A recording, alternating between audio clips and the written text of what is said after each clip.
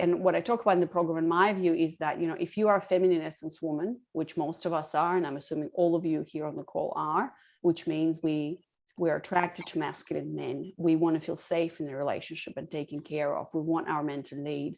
We want to trust our men and let go of control and let him hold space, right? So I'm assuming, Ashley, you're that type of woman, obviously, right? So, and this is something super interesting that I've been exploring, and I even started writing an article about this, and then life took over. And maybe I'll do really good. Actually, I'm going to write this down because I started writing, but I need to do an episode on this and video.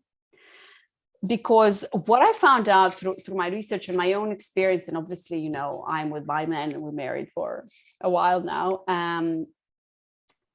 I believe, and my experience has been, that the masculine and the feminine shows up differently in men and women, if that makes sense. So when you say, if I saw my man have the kind of emotional hurricane that I do, I'd no longer feel like he's my safe harbor when I have my own hurricanes. So my belief, and I actually 100% believe that a man does not have the capacity to experience your emotional hurricane. Like, seriously, I think that men, well, masculine essence men specifically, they just don't.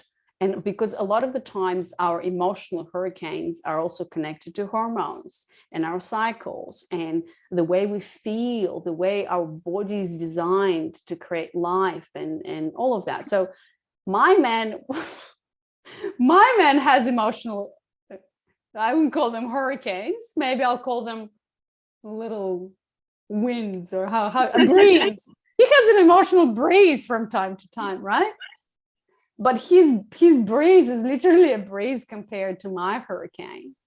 And so when my man shows up in his feminine, which sometimes is the case. In fact, I think we're going through one of these things now. Like, first of all, he's sick.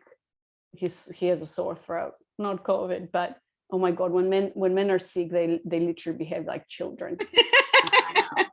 And so he's all like irritated and frustrated. He doesn't know what to do with himself. And, you know, he's distracted and I don't know what, and, you know, all over the place. But it's very different to when I'm in my emotional hurricane, like I'm really in it. It's actually right now, it's very short-lived because I have my practice. So yeah, and I truly believe, and I've seen this, that when I'm in my feminine, it will never look for a man, for a masculine essence man, when he's in his feminine, it will never look like as a woman I would be in my feminine. That's why we're not attracted to, for example, gay men. Mm-hmm. Well, with gay men, I mean, this is a rabbit hole that we shouldn't even go into, you know, but we could argue, and this is not something that I'm stating, my theory is, which is obviously we can't even prove anything, but my theory is that most gay men are perhaps feminine essence men, but then there are gay men who are masculine essence men, but their sexual orientation just happens to be towards the same sex, because even in gay couples, we have polarity, right?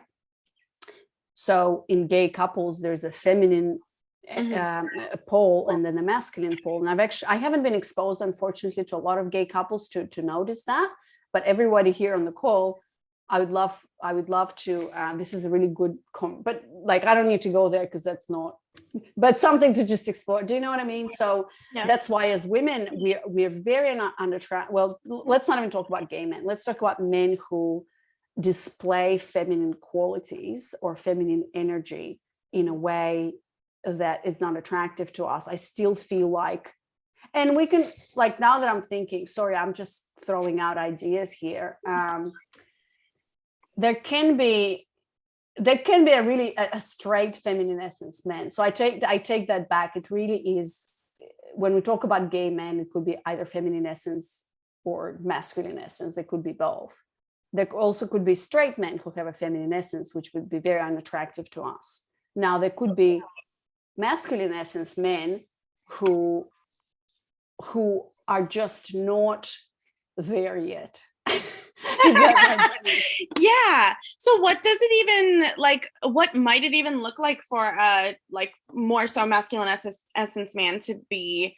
You know, because you know we do all have the masculine and feminine within us or whatever. So what does it even look like for him to explore that? Because like, you know, does he savor pleasure? Like, you know, what does pleasure look like in his life, and what does, I don't know, wanting to lean back look like? What of that is like alarm bells versus what of it is healthy?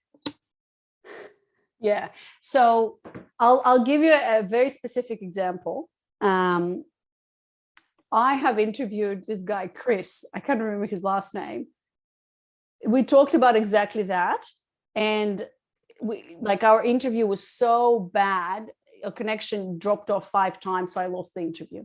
So I'm going to have to call him back on the podcast so we can talk about exactly that. So I'll give you the example that he gave me, because he told me he has explored feminine energy in depth, even signed up for like feminine archetype program to go through this whole experience. First of all, I asked him, like, why would you ever do that? Because I don't know any man alive who would even want to go towards that path. Yeah. You know, men don't sit in circles and hold hands and explore feminine archetypes. But anyways, I'll tell you what he said, but it's a really cool question that you're asking. And how we answer this is we go back to the principles. And the principle is that feminine energy is all about what? It's about surrendering, letting go of control. It's all about the chaos and the flow. It's like the ocean. As you said, it's all about vulnerability, sensitivity. It's just that wave that you ride where you're not in your head, you're in your body, right? Mm-hmm. So how it looks like in men, it would be the same principle, as in, like, he would not be in charge, he would let go of control, he would surrender, he would relax, he would let go, and he wouldn't be in his head, like there's no structure.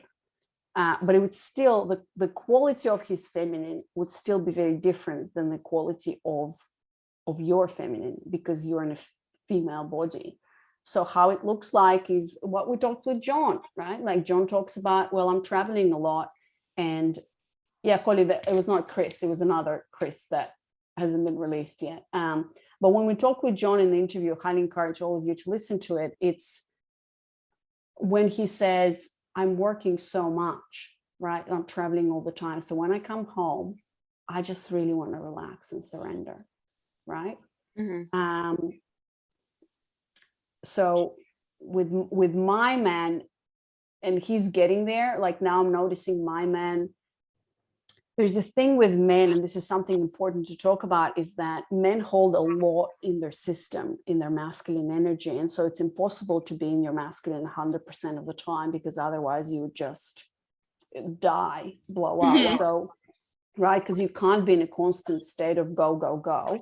You also need to relax and surrender. Men are very bad at that, actually.